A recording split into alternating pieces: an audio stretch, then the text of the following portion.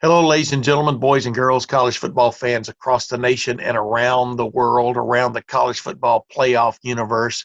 This is Tim May with the Tim May Podcast. And of course, as always, I welcome in my good friend, Awesome Ward. I think his parents know him as Austin Ward, but Awesome.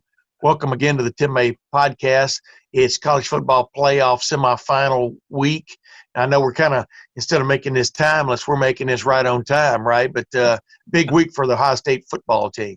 Huge week, and definitely an interesting one with all of the schedule changes and, Ohio State doing all their prep for a Sugar Bowl college football playoff game in Columbus.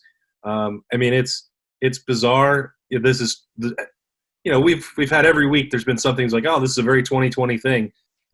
Preparing for the Sugar Bowl and flying out the day before a college football playoff game on New Year's Eve and New Year's Day just about takes the cake. That's 2020 has no other way that it could end other than with the weirdness of this week, but a really huge game to start 2021. Yeah, and it's interesting because we do believe Chris Olave is going to be back for this game after having missed the Big Ten championship game.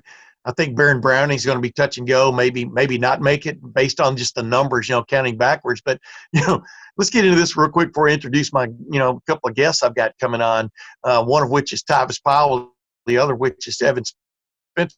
And the reason I'm touching with those guys today, kind of Buckeye blue bloods, as I call them, in the biggest games of their careers, they made plays, man, that helped Ohio State win a national championship. They know what it's like to get up and – yeah, exactly. They know what it's like to get up and make plays that matter when the time comes. And I think it's good to kind of pick their brains a little bit about what this team – not what this team is about, but what this team needs to do on Friday night against Clemson to break that four-game losing streak, 0-4 against Clemson, but especially in the last 10 years or last 7 years, it hadn't been pretty against Clemson, the only team it hadn't really been pretty against for the Buckeyes, but I digress.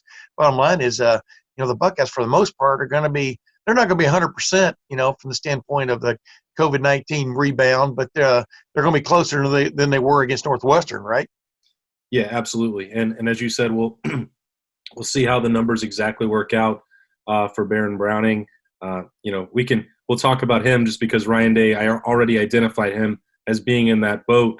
There were several cases that came up later in the week. We know that for Ohio State before the Big Ten championship game. So there will certainly be players that did not play against Northwestern and will not be able to play against Clemson on Friday.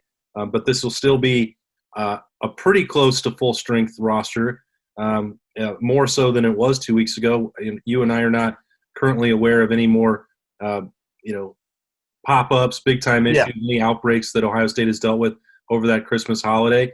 Now, everything you still knock on wood and cross your fingers and hope that you do everything right throughout this week. If you're Ohio State, you can't take anything for granted in this year. They've done everything, and I think, Tim, that to get to full strength, stay home. The players didn't go there for Christmas to go see family. They stayed in campus. The only place they went, their apartments in the Woody. They had a socially distant brunch on Christmas, workout on Saturday, full practice on Sunday. And one change, all teams were, expected to go down 2 days early for the Sugar Bowl. Clemson is still doing that. It could tell you, about where they think they are with their situation. I'm told that, they're going to go to a dinner for the Sugar Bowl on Wednesday and then to a movie theater. They're one of the last places I think that you would want to be on Wednesday night. Ohio State will stay in Columbus on Wednesday. They changed their travel plan. So Thursday, Ryan Day will do his Sugar Bowl press conference with Dabo Swinney. That will still be from Columbus.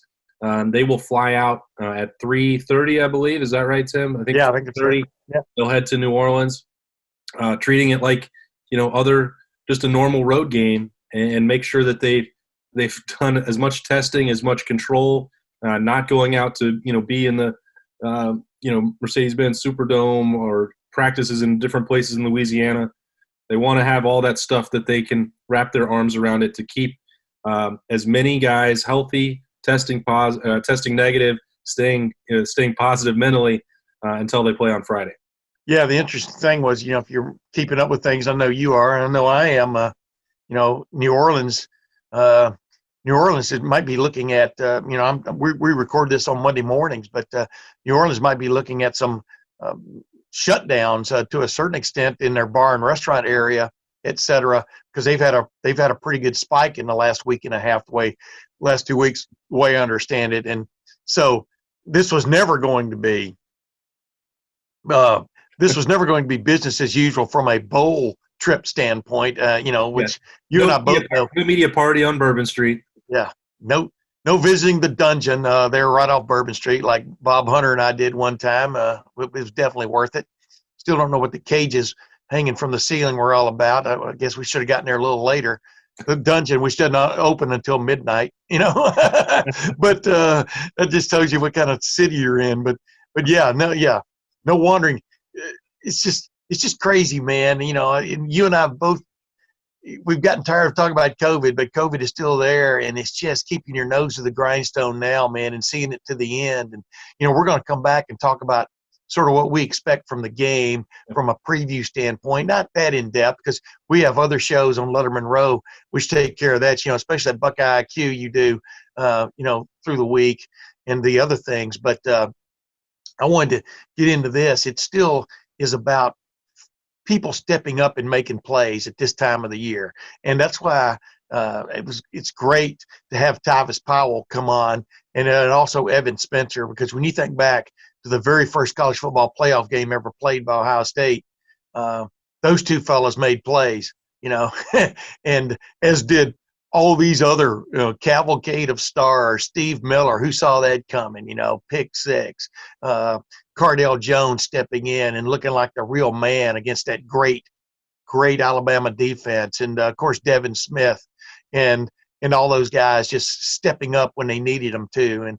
And not the least of whom, back again, was Tyvis Powell with that last play pick. We'll get into that. He didn't just pick it; he tried to get a pick six out of it. So how many times you get a chance to do that when you're a safety? But real quick before we jump to the Tyvis Powell interview, that's the most interesting part of this team, I think, is that secondary ready for what's coming from Trevor Lawrence and Clemson, right?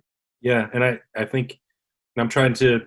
If you're going to win a championship, you're going to win a college football playoff semifinal game, like you alluded to, Tim, you're going to have guys step up unexpectedly in some circumstance. Those role players have to be huge. Steve Miller was that perfect example of that. Evan Spencer really was too, because he wasn't a huge, playmaking wide receiver for Ohio State. That throw to Mike Thomas, you won't see any better than that. Yeah. Best throws ever. But, a block for Zeke, an onside recovery. We talked about that last week. So I guess it's hard to ever know where that's going to come from. They're unlikely heroes for a reason. But I think for Ohio State this week, it's going to have to be somebody in the secondary. We've talked about Josh Proctor a ton on this show. He had a big pick against Northwestern, but he also had one that, could have been a game changer, a pick six potentially that he dropped in that game as well. Maybe this will be that opportunity on a huge stage where he finishes those plays. Seven Banks, maybe, Lathan Ransom made big plays late in that game. Maybe he's going to be a bigger factor at safety, especially, if we don't know the full extent of the issues that kept out Marcus Hooker and Ronnie Hickman 2 weeks ago. So, that's the place to look. And that's why starting with Tyvis is a good place, because that secondary is going to have to play at a very high level against Trevor Lawrence. And they're going to need somebody who might be, an unexpected superstar to emerge. Yeah. Well, without further ado, let's get to one of the more personable players we've ever covered at Ohio State. It still is, by the way.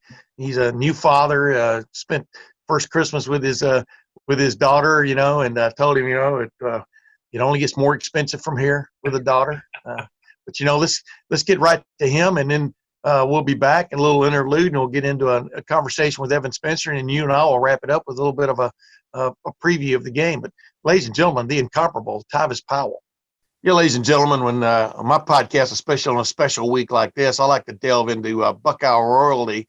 And this guy is definitely part of Buckeye royalty as far as I'm concerned. I mean, how many people do you know who had two walk-off interceptions in huge games for Ohio State? And, of course, I'm talking about Tyvis Powell. Tyvis Powell, welcome to the Tim May Podcast. Thank you for having me. I appreciate you reaching out and letting me come on and bless the show. There you go. Well, we got to have some kind of blessing, my man. It's a special week. And number two, do you still have both of those footballs? I know you used to have those footballs. I'm talking about the one, wait a minute, folks, the one at the 2-point conversion attempt by Michigan in 2013, which he picked off with a deft DEFT move. And then, of course, the jump ball thrown by Blake Sims on the last play of the Sugar Bowl in 2014 season. Ohio State's first game in the college football playoff, he intercepted the end zone, and for some, who knows what reason, ran it out. But he ran it out. But run it out. Wait a minute. Hold on. Tim, are you saying that you wouldn't have ran it out? Oh, man. Well, I'm not. Let's see. I was born with style. You know? Listen, hold on. Let me remind you, you're going against Alabama, too, and Nick Saban versus Urban Meyer. You wouldn't have ran that ball out.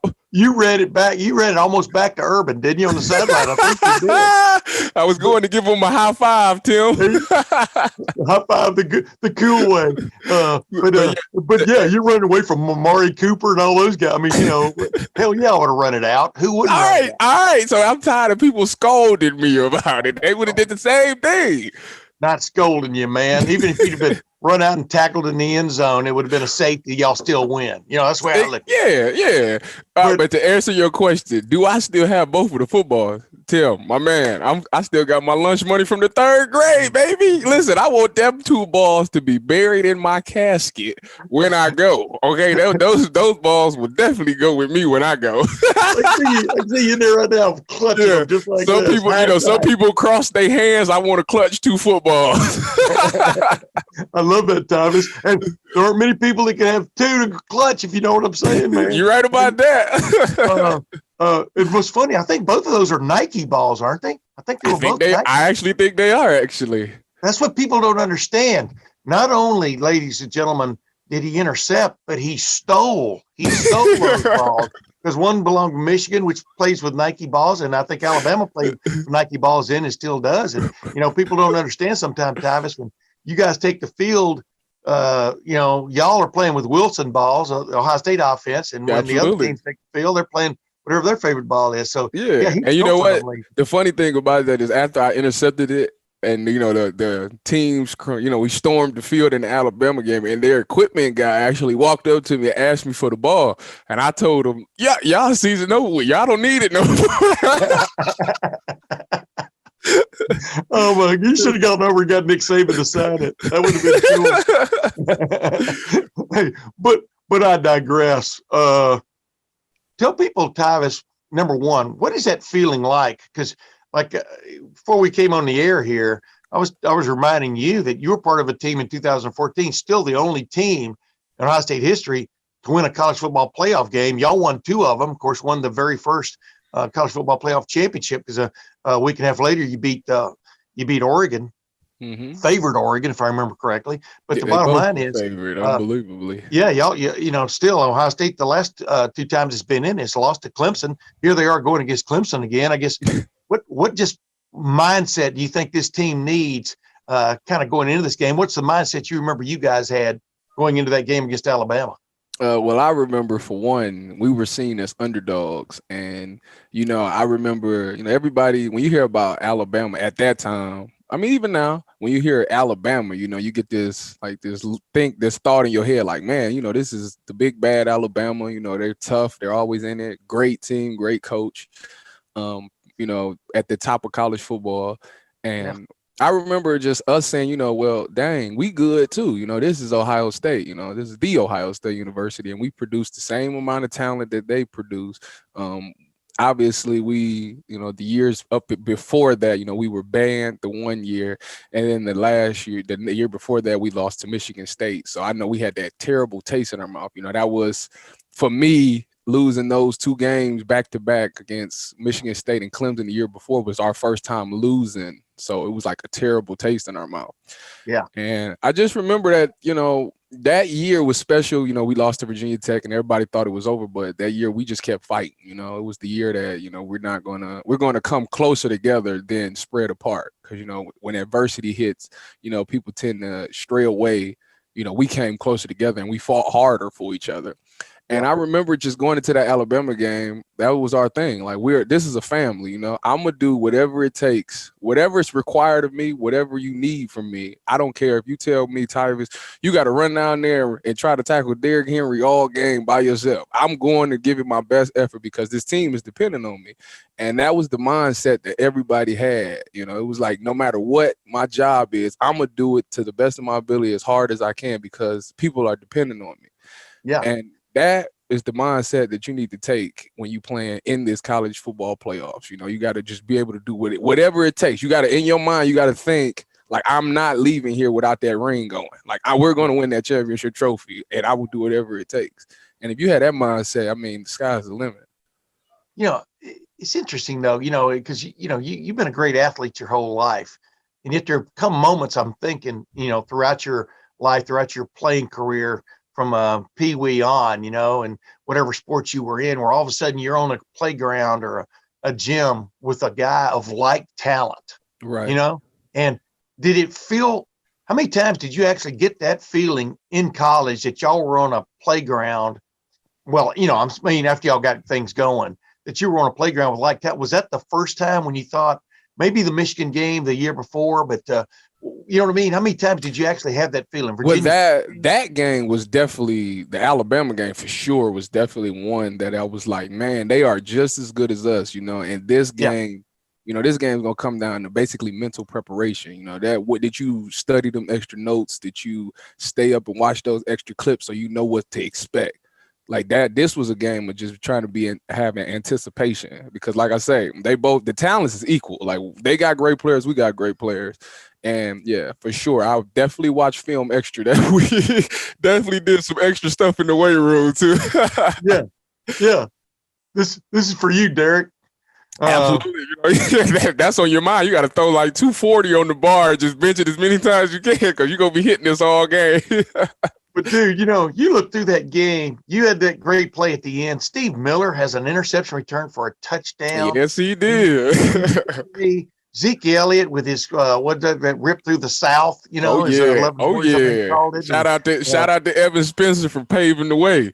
And Evan Spencer for paving the way, and Evan Spencer with that pass to Michael Thomas just for the half. You know? Oh yeah, it was a magical night. I'll tell you that. It was, but everybody, Cardale chunking it deep, you know, Devin Smith going up and getting it. I mean, it's amazing how many people truly contributed, right? It does take what Hillary Clinton called it. It did take a village, right? Yeah, take a village.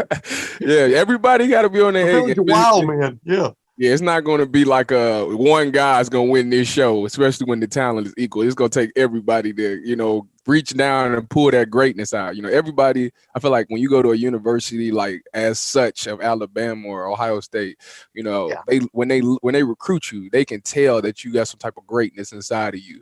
And all throughout your college career, it's all about trying to pull it out, you know, trying to find a way to pull that greatness out of you.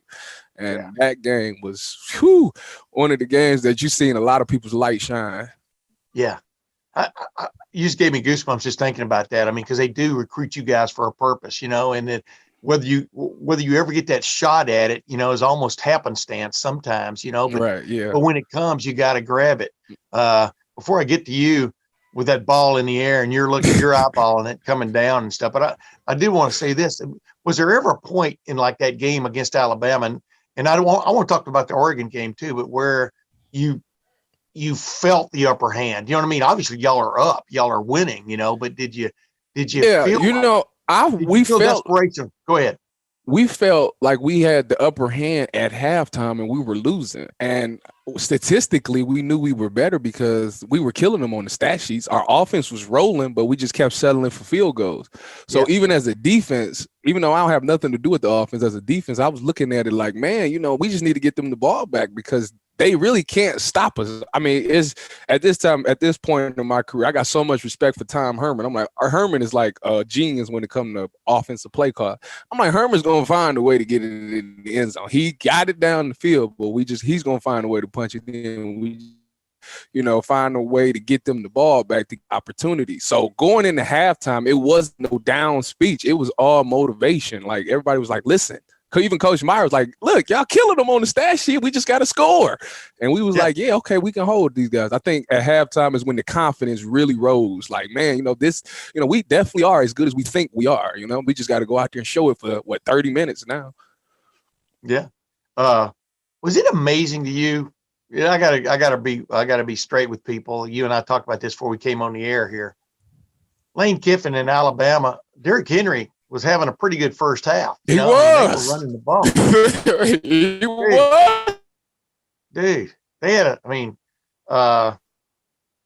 they're running the ball, and all of a sudden they decide they're going to get cute and throw the ball and beat you guys. Did you sense that change in them? I mean, you're back there in the secondary, but did you sense a change of plan? I mean, and it kind of played into y'all's hands, but did you sense that?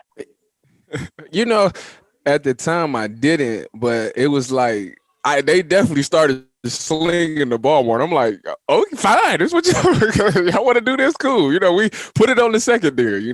I mean, to their credit, to give them a little bit of credit, they did have Amari Cooper, and he was a Heisman finalist. So I can understand them trying to get him the ball more. So I can understand why they try to pass it. But in the old saying, if it ain't broke, don't fix it, So I personally would have kept giving the ball to Derrick Henry. I mean, even today, they keep giving it to him. He's done great things. I don't understand why people shy away from that. It's like I say, I understand the deep ball is pretty and it gives fans about the seat, but I'm trying to win the game by any means necessary. What do you mean? Von Bell with that pick, Steve Miller with that pick, you with your pick. I mean, you know what I mean? It's like, they threw it to you, Yeah, we appreciate it too. Thank you. Thank you for trying us. Yes. Okay, ball's in the air. This is what people don't forget about that game. As happy as everybody was, y'all are up 2 scores, and they come down and score, and then of course it was an onside kick attempt. Evan got the ball, but still Alabama had the ball, was throwing the ball to the end zone on this last play with a chance to tie the game. I mean, this wasn't a beatdown like the Oregon game was.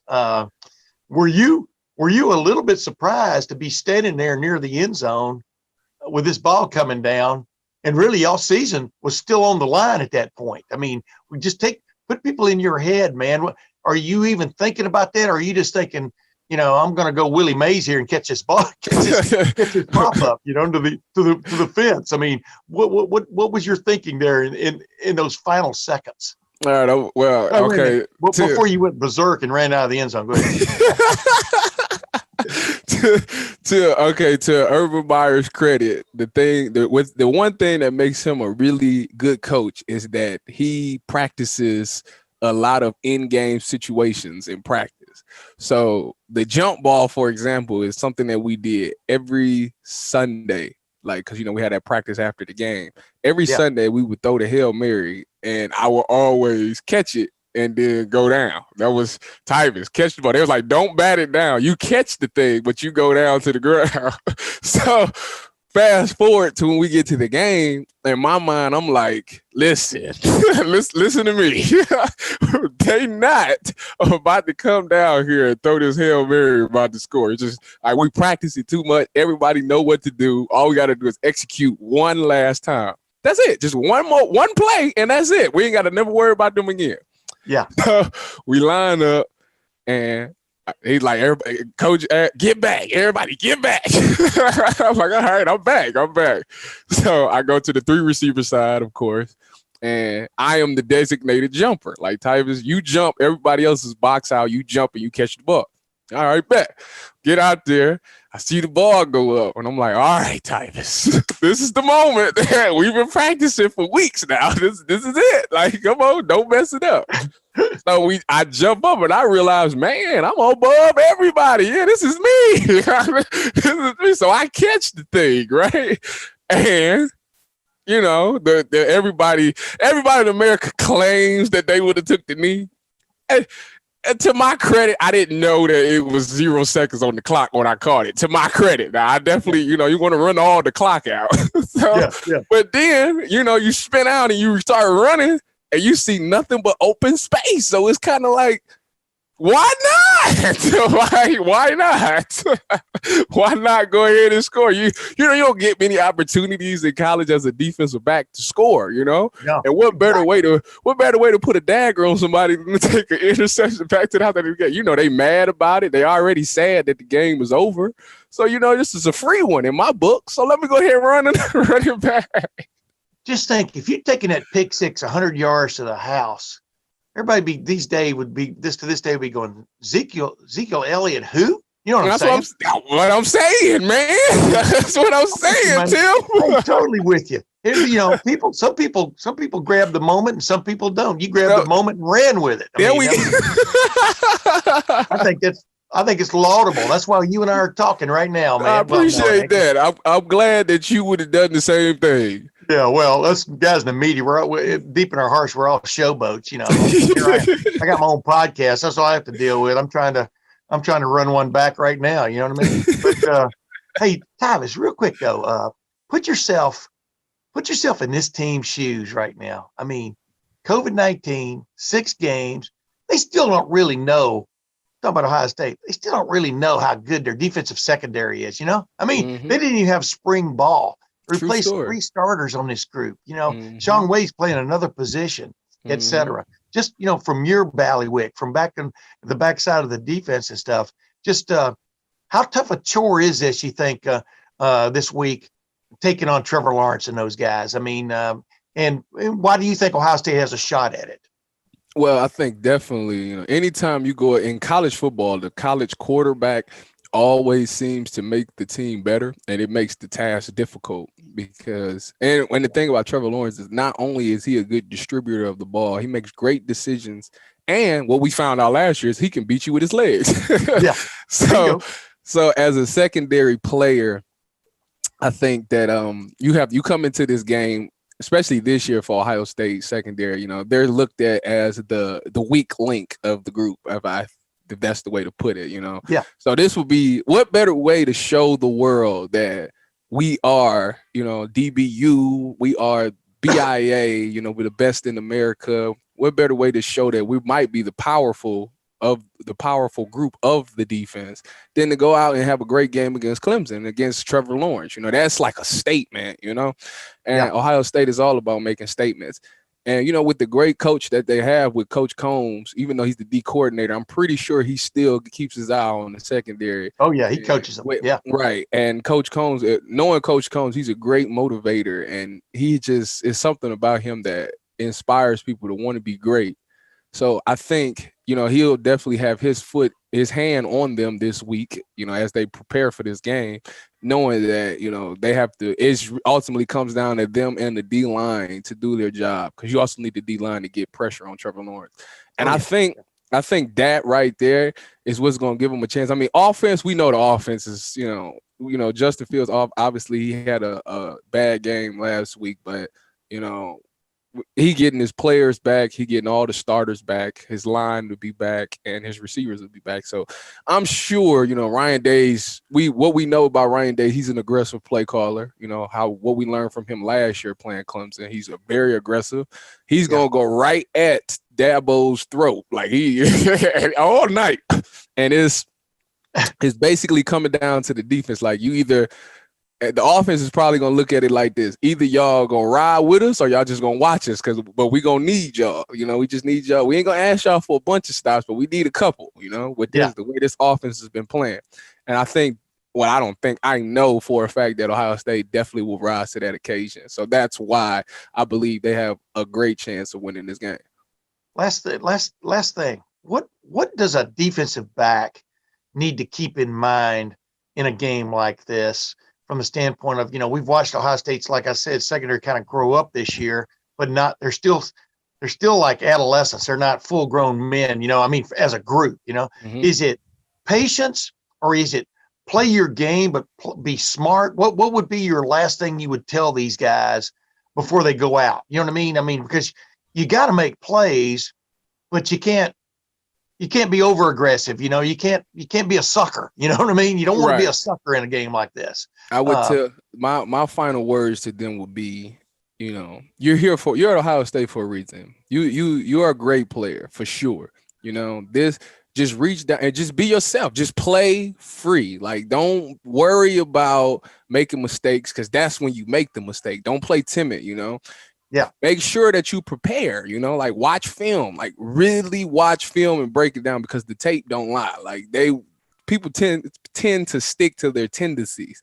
So if you stick to that and know what you know, when you see it, be aggressive. Trust your preparation. If you see what you think you see, go, because it is what it is. And that would be my thing to tell them. Like, just basically be yourself and don't worry about making no mistakes. Just play as hard as you can, go as fast as you can. And ultimately, if you do make a mistake, if you're going 100 miles an hour, you can make up for that mistake. Yeah, 100 miles an hour. Exactly. Just don't hit the guardrail. I said last thing, but me, my calling card is I asked 4 more questions after that. But I do have, you were on the team in 2013 that played in the Orange Bowl. Where where I was going with this. I told you. Oh my gosh. You guys not only have Clemson beat, you're about to beat the heck out of them, or hell out of them, whatever word you want to use there. Billy Brown muffs that punt. Braxton Miller has a bad shoulder, as we all find out it was a lot worse than even a lot of people thought. Yeah. You let them off the hook, and that Clemsoning is kind of like come back and bit y'all in the butt, now. I know. Is there something about another team sometimes, Tyvis, that just gets a team's number? You know what I mean? What's your thought on that? No, I'm not settling for that, Tim. Okay, there you go. Listen, we just all right to the 2013 is basically comparable to last year. We had the game won. We didn't finish the game. That's ultimately what it came down to. We didn't finish, and now that we've known that mistake, I pray to God that we learned how to finish. I'm pretty sure with Coach Mick as the strength coach, I'm pretty sure all offseason, while they could train, he was talking about just finish it. So I'm pretty sure that they will, if they up this game, it ain't no Clemson comeback at the end. I bet my bottom dollar on it, Tim.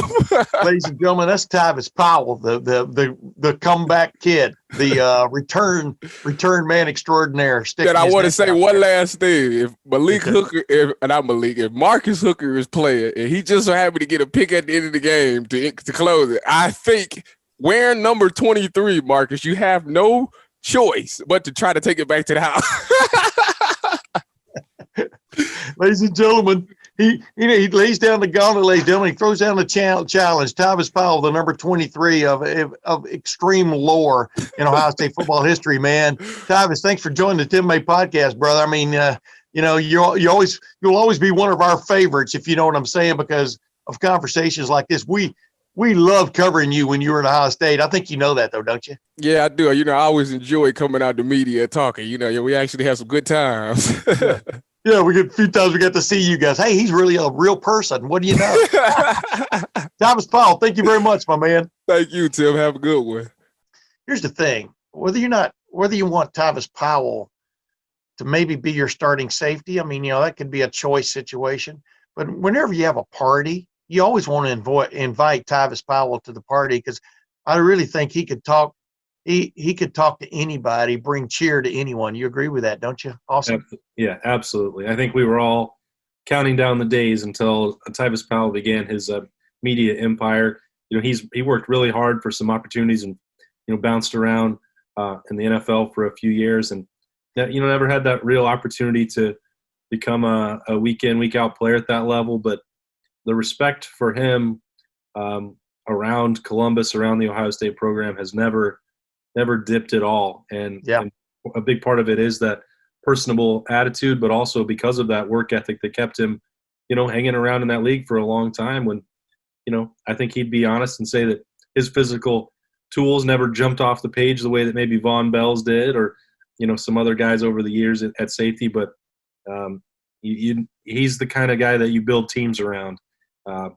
In the locker room, in the weight room, he's going to give you everything he's got.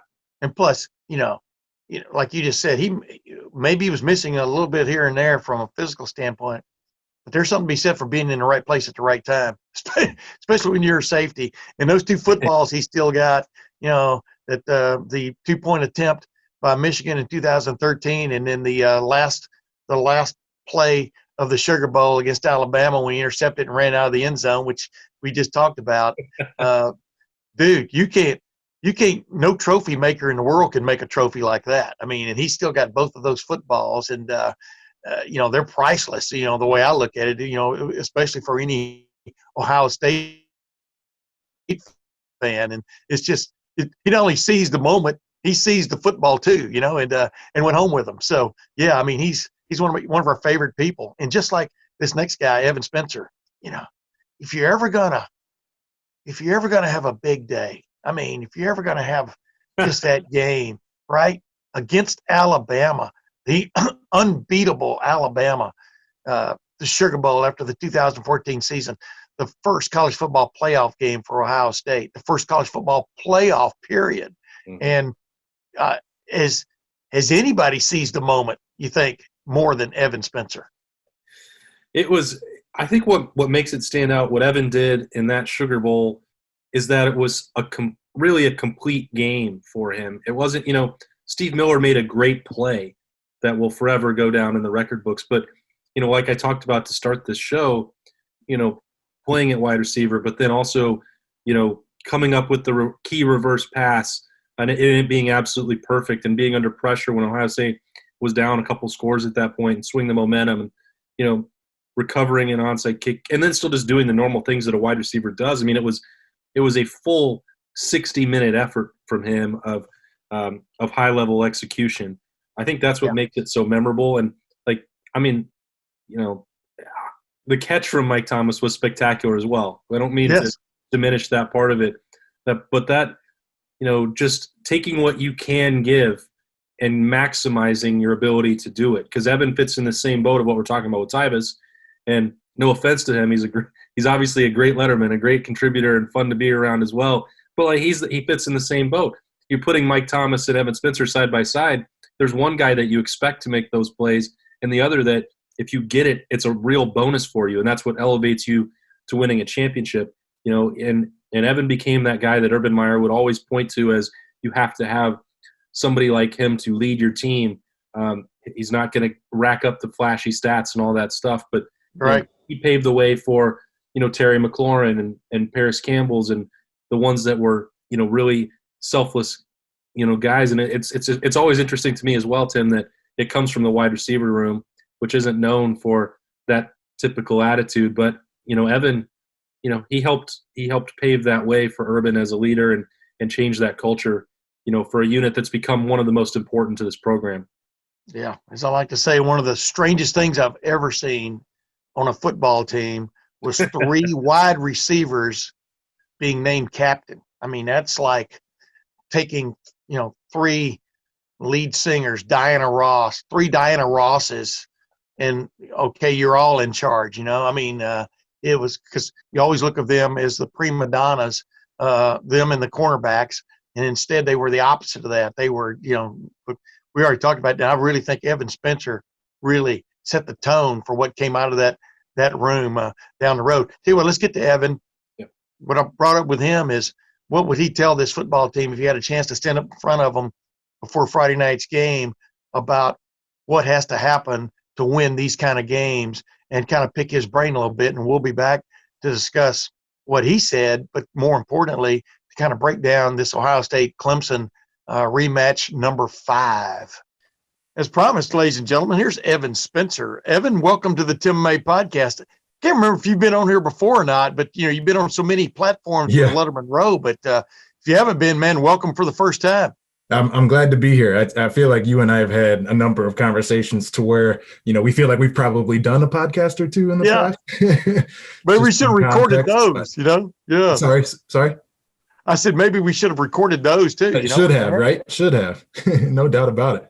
I just want to get right into it, man. I had Tyvis Powell on earlier, and the point I'm making here is, you two guys were part of a team that's still the only team that's won a college football playoff semifinal in Ohio State history. Because the Buckeyes are 0-2 in the last 2 shots. But just to, explain to people, we'll get into your daring do in a minute. I mean, everybody who knows anything about Ohio State football knows what you did that night against Alabama in that semifinal victory. in the New Orleans Superdome. The reason I wanted to have you on, this is the first round. This is a semifinal game. Oh, yeah. And you rose to the occasion. But do you remember feeling anything special that day, that week, maybe just before game time, that something good was going to happen and you were going to be a major part of it?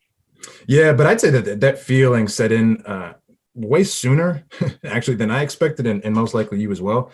Once we actually got the chance to watch the Big Ten championship game, get that film past us, and we were able to start preparing, it was remarkable about how ready I seemed, how ready the receiver room, offense, defense seemed, and how serious we were taking our work, right? Like, case in point, when I walk into the receiver room and I see Nick Serac talking to, Zach Smith about leverage that we need to work on for the next 2 weeks so that we, get it right against, some good on good, right? Playing them and these boys can play. That's when the severity of it. And that's when that real first inkling of, hey, we have the chance to do something special now. And, I don't know if we all saw it going the way that it went, right? But that's what we were trying to intend. This I'll talk to Tyvis about too, and you brought it up, but I wanted to get your take on this. Yeah, you weren't playing Vanderbilt, No. No. This was the one that, everybody said that we couldn't compete against, right? This was, Ohio State just doesn't have the physical fortitude, mental stability, et cetera, right? You name it, it was said. And, at the end of the day, right, we got past that Big Ten championship game and we said, gosh darn it, we are going to focus and, we're not going to put a bad face out there. We're going to go show up. And, we treated every rep in practice, like it was 4th and 1, and we had to get the first down and keep the game alive, right? Because we knew that level of pressure, right, during 7-on-7 or team 2 weeks out was important for us to be able to obviously succeed down the road. What was it like as that game developed? I would think but I'm thinking you get into the flow of games, it's like, the flow really takes over. So much of like the angst and anxiety, I don't know what's going to happen, is really happens before you get hit the first time. And then after that, it's like, all right, well, I'm in the flow of this game. Bodies are flying around. I'm seeing things and I'm good to go. So what we all were feeling in the game was just offensively, hey, we're moving the rock all the way down the field and we're kicking ourselves in the foot, or kicking ourselves in the butt in the red zone. But very, very importantly, right, there was there were a few surgical drives that were put together straight down the field, and we got down inside the 20, and we just had to figure out a better way to convert down there in that short red zone. So, it was comforting, but at the same time, right, it's focused. Hey, here's still our job. Here's what we got to do. But the game's in front of us, right? We can take a deep breath and we can just allow it to come to us because we can clearly compete. That's what I wanted to get to. I mean, you knew that, early in that game, I think it was obvious to you and others that as a collective, you guys were capable, right? I mean, there's always a feeling out. You walk into the ring with a heavyweight boxer, no matter how good you feel about yourself, one punch can kind of change, your brain, much less the reality. But I would think there was a sense early in that game of a collective that not only did y'all belong there, but y'all were competitive. I mean, y'all were up to the task. And did you have that sense at all? And we really did believe that 100%, right? Like going into that game, what made us as furious as we were was the fact that they said that we couldn't compete like that, right? They said we couldn't be that physical. They said we couldn't move big dudes good on good. They said we couldn't outrun good corners in beat man coverage, right? So boom, first 2 drives, there you go. That's all that needs to be seen from the perspective of us deserving to be here. Now, what we did is said, oh crap, well, there's 2 drives, and that was like 80%, C plus, B minus, however you want to grade it. Now let's really put the foot on the pedal here, and we might be able to embarrass these guys a little bit, just with how physical and how efficient we are in the passing game. And a lot of that kind of situation started to play itself out after those first 2 drives. Okay. You're the most efficient passer, I think, in Ohio State history in the college football playoff. Hey, that's one of my favorite accomplishments too, by the way.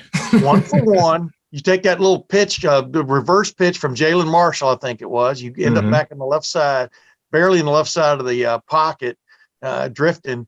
And there's Michael Thomas. You guys are down 2 scores just before halftime. there's Michael Thomas. Y'all got to make a play happen. The red zone has not been kind to you. Mm-hmm. Take people through it. As that ball came off your hand, did it feel different? Did it feel – I mean, did it feel like you were throwing at a dunking tank and you were about to hit the bullseye, you know, and somebody I'm going to be honest with you, man. Like, I was so ready to execute, and that sounds crazy with how nuts the play was, but I had a lot of pressure on me from Mike and others in the receiving room, having not thrown it in games in the past. But also, I had a lot of good reps throughout the bowl practice of completing balls, right? So in the moment, I was ready to go and ready to release it. Like I saw Mike, and the thought that I had to myself was, hey, high and hard. If he doesn't catch it, it's over everybody. But the moment right before it left my hand, like as it left in my fingers, and I got receiver gloves on, so I'm doing this, making sure my gloves are tight as possible. And the thing just literally was like butter right off the finger. And then like you can see in one of the angles, like it felt so good. I peeked around Cardell kind of like this, like imagine Cardell right in front of me. I peek around him to the left. And then obviously I see Mike do his incredible acrobatic move. But that was the feeling during the pass and going into it. But again,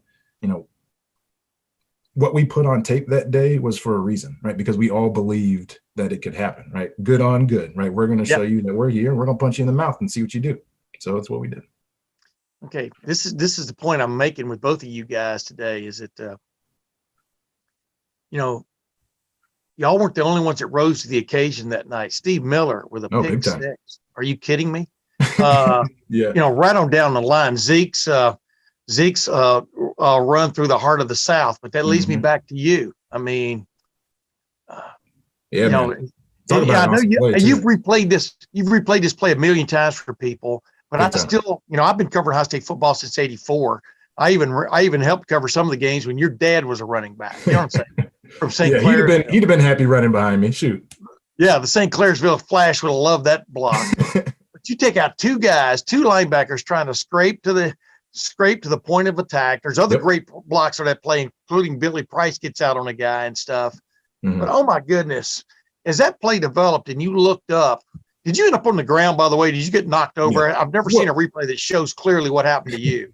Man, it was throw your body in there and put it up for the team. So I was under a couple guys, and then I just heard the ceiling get ripped off the stadium, and I turned around and started chasing and lost my mind. I don't know. I mean, to this day, is that as great? I don't know. Is that as great a moment? And I would think throwing that touchdown pass was ridiculous, but this was like, the matador. I mean, it's the nail in the coffin type of deal. Yeah, I mean, like, sword in the, the feeling was absolute elation. Like I don't know how else. I got goosebumps and the whole 9 yards, right? Like I don't know the right word to really describe it. But again, our team was very, very good for a reason.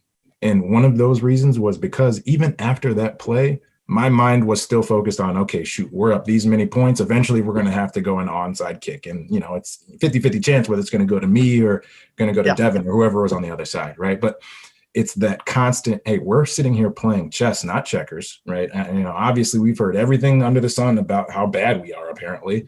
Like, let's just go out here and let's play a really smart ball game. And playing a smart ball game includes big plays, but then being able to take a breath, go out, rinse and repeat, close the game, get out there with a win in your guys. And that's what we did. Was your onside kick catch one of the most stressful times of my life? Yes. Yeah, but of those three plays, what was the most, if you were sitting down and you were writing a book about somebody else, about you, but you're not you, you know what I mean? Yep. Which one would you elevate to that was the play? I mean, you know what I mean? Of your three that just jumped out of people. You blocked all night. I mean, et cetera. But what that was as key as anything. I mean, where would you put that? I'd say, ladies and gentlemen, wait a minute. This is after 1A or 1B. I mean, because you got to think about it. Like, go watch that kick. I've never seen, and granted, it's probably because I'm just in there, and I might be being a little bit of, spazazzy here, but I've never seen an onside kick that was that perfect. Yes. You want me to be honest. I couldn't rush it, and I had to stay there and high point it, and that's what you ask your kicker to do. So definitely one of the more stressful times, but we had a good plan, right? Like, the mentality that we all adopted in this game is we're winning over anything else, right? Because I want to see Jeff with a ring. I want to see Nick with a ring. I want to see Braxton Miller with a ring on, right? So, given all of that in the back of your head, how important is it to outjump this guy and get that ball? How important is it to have it hit your hand perfectly squeeze, and as he goes to rip it away from you, it's in your hand because you were that locked in? How important is it then to go love up your guys then afterwards? And it was that important to us, and that's why we were able to succeed. And in that moment, I joke about it being stressful, but we were ready, right? Good on good. Like, I'll continue to say, great guys on the other side, but preparation is what ultimately gives you that, kind of differentiator, and tenacity is also another thing. And, both of those were, we didn't have any shortage of. Yeah, the edge is what you're looking for there. Big Exactly. Big time. Hey, but you know what? You're not to blame for this, but it looked like Urban Meyer and Tom Herman wanted to get you a touchdown catch, Yeah. And as well as you guys have played and as smart as y'all played, all of a sudden that ball's incomplete where they tried to hit you on the deep. I think it was a deep pass down the left side. I'm trying to remember, but my point was Alabama didn't have to use a timeout on that play. You know what I mean? And boom, they get the ball back. They're throwing to the end zone on the last play with a chance to tie the game. Sure.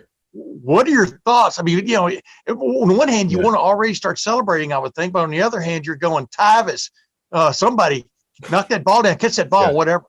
For us, man, like that first down drive, the only folks who know why we checked the way that we did were the folks who looked at the quarterback film view, right, and saw 10 people actually inside the box, 10 individuals. So, for us, we were thinking of, all right, well, we got a one-on-one out here. I've been playing well. We get a reception, clock's going to keep ticking anyways. If we get a reception, we're that much closer to the end zone, yada, yada, yada, yada, right? But the defense predicated the call more so than anything else. So, for us, it was just, okay, well, I got a time, I got a chance to, my number's called again, go out there, try to make a play. Didn't happen, but that's okay. We then go 3 and out, they get the ball back, and we relied on our defense because it was going to be that type of back and forth, ebby flowy type of game. And even after that, right, sure, stress gets ratcheted up a little bit, but, defense was still playing good, right? We'd still seeing them making plays. I mean, shoot, Darren Lee's over there talking trash to Nick Saban as he's making plays over on the sideline, right? So they're still Lane Kiffin, and because of that, we were just able to again rely on them a little bit. And towards the end of that, Tyvis caught a pick, and everybody in the state of Ohio and around the country was telling his ass to get down, but he caught it and we won. So it is what it is. Yeah, it is what it is. Sometimes you just got to grab your moment and run with it. That's what he did. And that is a very literal explanation of Tyvis. Well, get right down to it, Evan. These guys are underdogs. The COVID-19 thing has been what it has been for this team.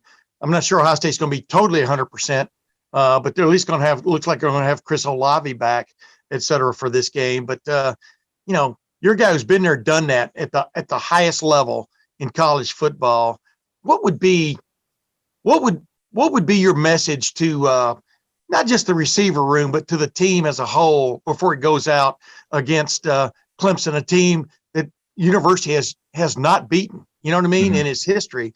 And obviously y'all had that, they had the sour taste from last year, the way that game was sort of taken from them, along with some execution mistakes too. But what would be your message to this team to get over the Clemson hump?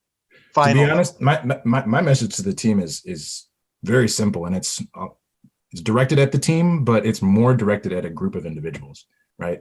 The scout team players going into this football game need to be with every opposing coach, right? If you're a DB, get with the receivers. If you're a DN, get with the offensive lineman coaches, because the looks that our starters, the guys that are going to take all the reps in the game, are going to see are ever more important for them to see in practice right now, right? Because once we get to the game, Clemson's going to do a whole bunch of herky-jerky things to continue to keep momentum on their side.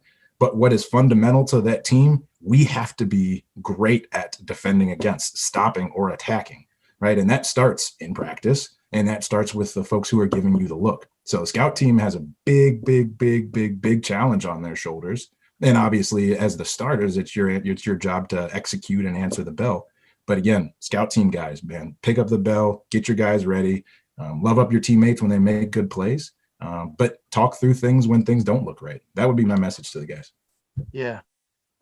Does 2014 seem like yesterday, or just seem like 20 years ago? It does seem like yesterday. It still seems weird that like we won the first one, right? That, I walk up the stairs, look at my national championship ring. I'm like, oh gosh, that was us who did that.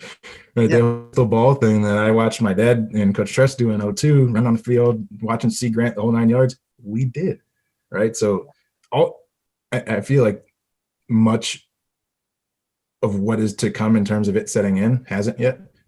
So much more to come, but it's amazing, right? And hard work pays off, I guess. How do you like the way this team has dealt with this COVID-19 challenge and stuff? And what do you see kind of unfolding Friday night from your standpoint?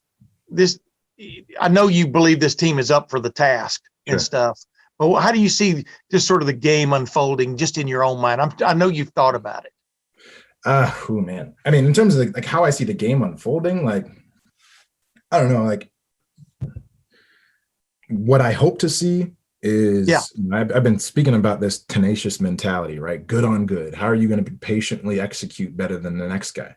So what I want to see is, I want to see a team that is as prepared as humanly possible. Not to compare people to the league or whatever, right? But you watch Tom Brady take the field with his offense. They know every look that can be thrown against them, every one, right? And that's why they're so good. That's why he's so good.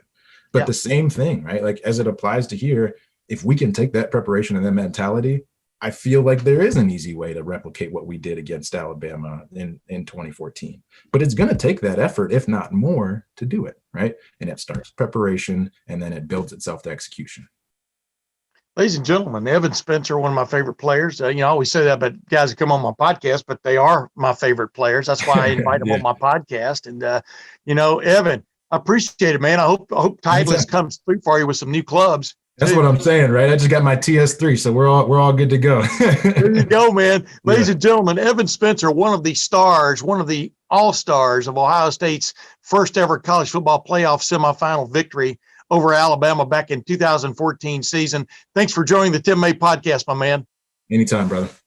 Well, just like we expected, right? Evans joined you. He did a breakdown of those big time plays with you a couple of years ago. These are the kind of times when a guy like him is sought out, because he did show what it was all about. He did show what it's like to rise to the occasion, right, Austin? And he's one of our favorite fellows because of that, his soft spokenness, but there's an assuredness in his voice too. Yeah, and when he gets rolling, I think the memories for him of that game, it was like it was yesterday for him. And we've obviously talked about it a lot, and he talked about it plenty, but, you just don't – something like that comes around, once in a lifetime. He made the most of it, and he should enjoy the opportunity to get to talk about it in a situation like this. Whenever a playoff rolls around, whenever Ohio State's in the Sugar Bowl, he has a remarkable legacy for this program. And I think the fact, too, that it was the first college football playoff, just elevates it, makes it even more special, because there were people that didn't think Ohio State deserved to be in that spot, and they certainly wouldn't have projected that Evan Spencer could help the Buckeyes win it and go on that run. But he deserves the right to revel in that every single year. Absolutely. Speaking of whether they deserve to be in that spot, some people have said the same thing about this 2020 Ohio State football team, Big Ten champion, 6-0. Who specifically? Some guidelines got changed. I call them guidelines, not rules, to allow them to play for the Big Ten championship. Guidelines. Actually, College Football Playoff Committee, Gary Barta, chairman of the selection committee, et cetera, they said all along the number of games would not necessarily matter. It did matter to some people, and not the least of whom was Dabo Swinney, the outspoken head coach of the Clemson Tigers, who is Ohio State's opponent on Friday night. It's interesting how you give another team bulletin board material as a head coach. You know what you're saying. You know what's coming out of your mouth, especially a guy like that. I think this has been measured.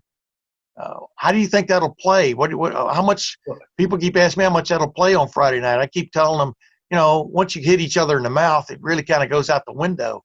But it inspires you to get ready for the game which may be more important, right?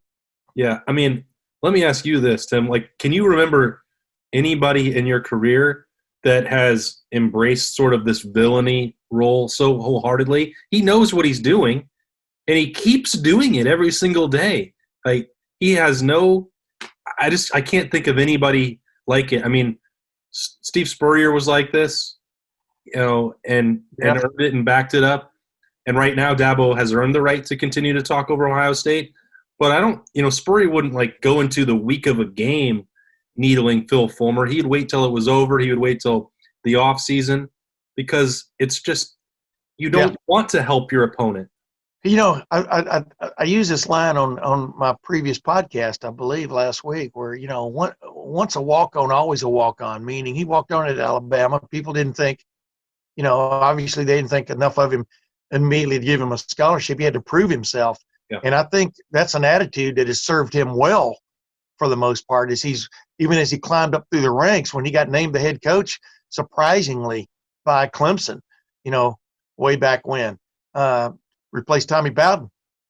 People were going, what? Are you kidding?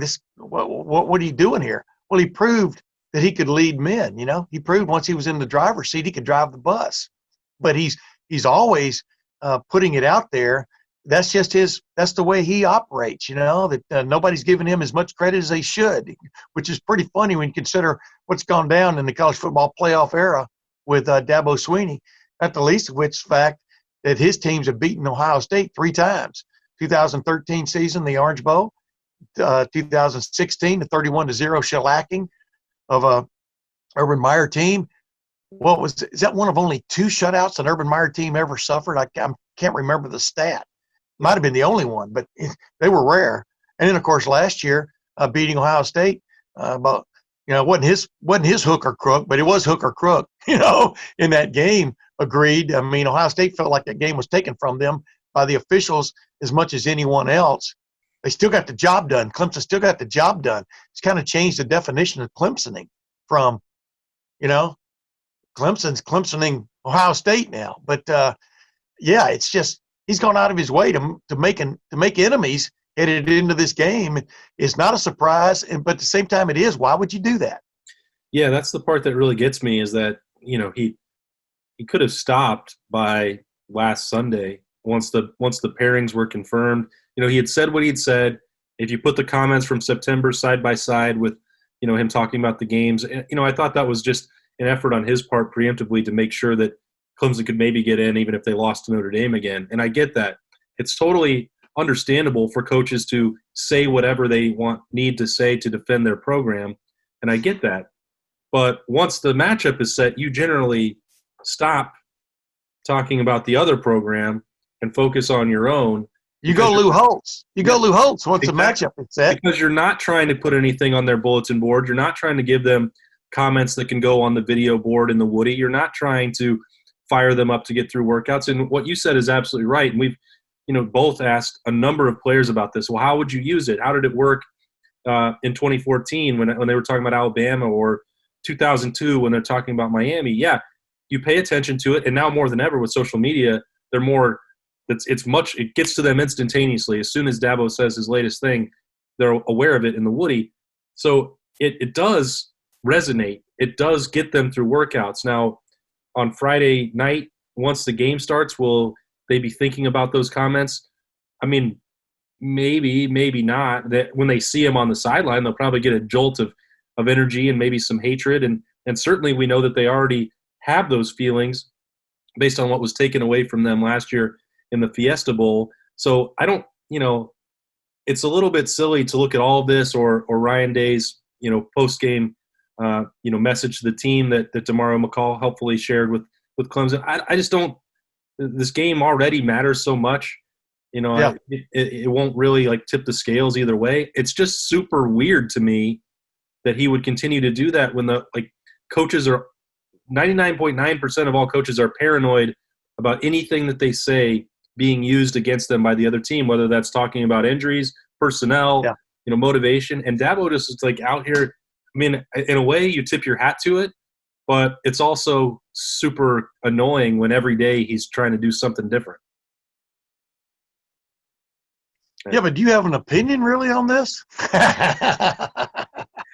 Hey, well, you talked about the last 7 years. Like, I'm a little bit thankful that we don't have to do like every single day media availability. Yeah, exactly. Because we've been exposed to a lot of long, nonsensical press conferences from this guy, and to me, he's not someone that I enjoy listening to.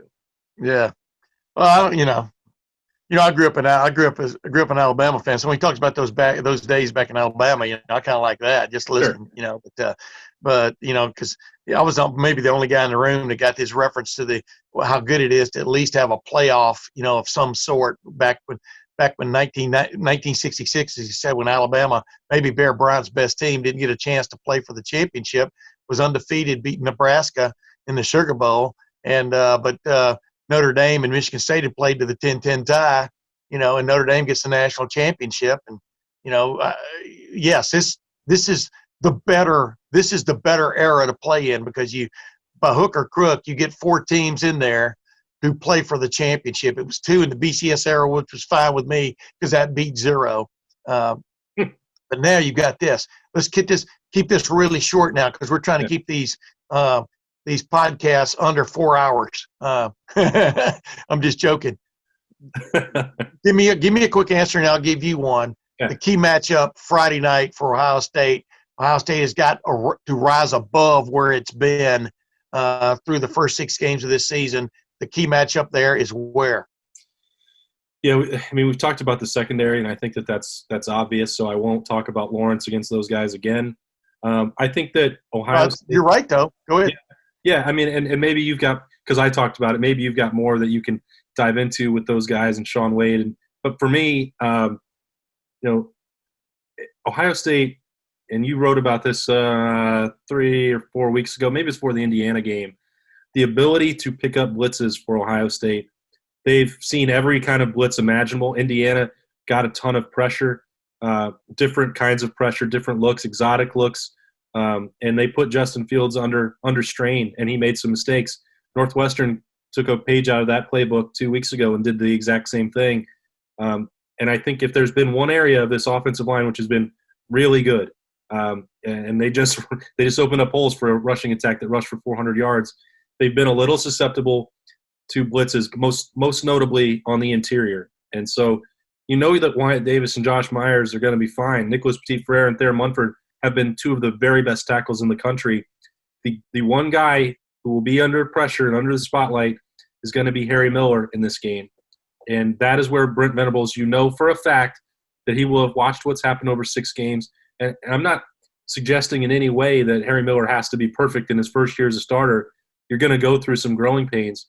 But if you're going to win a national title, he's going to have to hold up against what will certainly be concentrated attacks from Brent Venables, his direction. Blitz protection for Justin Fields is going to be a difference maker. Yeah, I plan to write about that, because it's been kind of my theme all year about how this offensive line has to deal with things. Here's Brent Venables, like you said, he's got 6 games worth of video, not a full season, but he's one of the masters. They don't necessarily always shut people down, but he always seemed to come up with a play, right? I mean, that's the best way to sum up Clemson's defense, because Ohio State pushed him all over the field last year, but they came up with a couple of plays that made the difference. Yeah. And Nolan Turner's interception. Well, hey, he was there. Chris Olave wasn't. He makes the play, game over, etc. My key matchup, as I'm looking at it, it's not necessarily a key matchup. It's more of a strategery thing, as Will Ferrell would say, as George W. Bush. Strategery. Hey, Ryan Day, if you have found a running game. I mean, Wyatt Davis and Nicholas Petit-Frere and Josh Myers, Harry Miller, Thayer Munford, and then Luke Farrell and Jeremy Ruckert, they got the job done for you a week and a half ago against Northwestern. They got the job done for you the previous game at Michigan State. I mean, there were some great runs by Justin Fields just on his own, but they paved the way.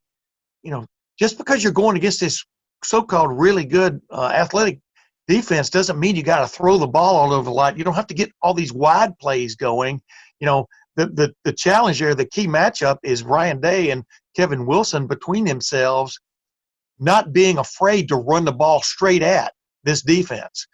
They really screwed up in 2016 season in that college football playoff semifinal out in the desert when they didn't run the ball right at them and paid the price for it. They with Curtis Samuel, so they decided to go to this wide game. They got shut out. That didn't work. Now, that was Urban Meyer and his staff. But this is a game where you line up, not every play, but, like the Cleveland Browns the other day against the outmanned New York Jets. With missing 4 receivers, they decided to throw the ball 50 times. What are you talking about? You got 2 of the best running backs in the NFL. Giddy up, Put the saddle on and giddy up. That's what I would say. Now, last thing, because like I said, you'll have all other kinds of shows here to break down stuff. How much of the Clemson thing is in the Ohio State psyche? Just give me a short answer on this. Well, how much do they have to get over that hump? Do you think they're playing Clemson again? They're playing Trevor Lawrence again, Travis Etienne again. Travis Etienne, they held him at bay the last time, and all of a sudden they run a little quick screen over the middle for the winning touchdown. When Ohio State bites, everybody bites. They're impatient. They bite, and Clemson wins the game. How much does Ohio State need to get Clemson out of its crawl? I think for this particular team that's not as big of an issue as it maybe just is for, the city of Columbus or Ohio State fans or, people that, have to pull back and look at the national landscape, because the team that is in this game, they feel like they were the better football team on December 28th last year. They know that their personnel can go toe-to-toe and is probably, it was better last year. They deserved to win the game. They completely manhandled them. They had a couple things that went against them that didn't have anything to do with Clemson. The officiating with the Shaun Wade ejection and the, Jeff Okudah, forced fumble and Jordan Fuller touchdown. And, those, and maybe some, the J.K. Dobbins drops, maybe one of them could have gone a different way interview. Who knows? But there's like 5 or 6 what-if things that are in their mind that had nothing at all to do about Clemson. So I think for these guys, the bad taste is not, man, how are we going to get over Clemson? It's that they didn't get what they deserved out of a game last year where they thought they were the better team. So I think that's where I'm at with it. They're not – the bottom line for me would be, Tim, that this Ohio State team is not intimidated by Clemson. They've been on the field with them. They've measured themselves against them. I think there's probably a bigger, Gene Smith's feelings on it are probably not quite the same when he's seen the previous matchups or been part of that, or a fan base that had to sit through 2016. Those guys are long gone. So I don't think that the memories of that will impact. It's just last year's Fiesta Bowl, and they know from that tape that they can beat Clemson. Yeah, Chris Olave wants to catch 3 or 4 touchdown passes. Justin Fields wants to rebound from that game. The last couple of games, but definitely that Northwestern game and the passing attack. I mean, they're missing Chris Olave and Jackson Smith and Jigba. Yeah. But oh my goodness, it went into hybrid. I mean, watch Ohio State try to throw the ball against Northwestern. That Justin Fields wants to rebound from that, and yet he found this ridiculous traditional weapon in Ohio State. In Ohio State's armory, known as the running the ball with Trey Sermon, who put on he and the offensive line put on a clinic in the second half. They want to follow up with that. All those things you just said. You're exactly right. They've got the wherewithal. They just have to put it all together. And I'm looking forward to it. I'm looking forward to a fairly high scoring game, to be honest with you, because I think these teams are both going to let it all hang out. And why would you not? And these games have been, with the exception of 31-0, these games have been pretty exciting.